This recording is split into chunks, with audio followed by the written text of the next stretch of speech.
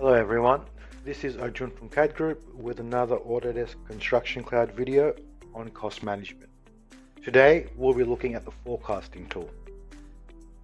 If I go to the cash flow section, I can see that I have a budget of $702,000 with a large chunk left as undistributed.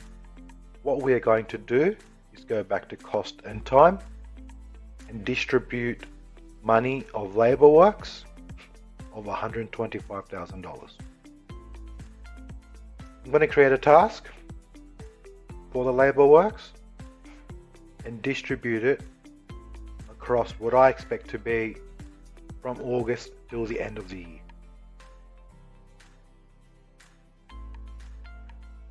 I am now going to link my task against my budget and go to the cash flow section. I'm going to go to my revised budgets. I'm going to select labor works and distribute this against that time period. As you can see, these dates come from the task itself.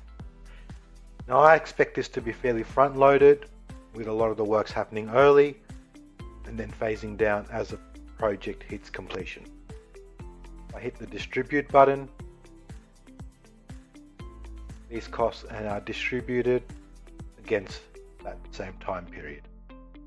If I now go back to my chart, I can now see this distribution increasing over this period due to these additional dollars being added.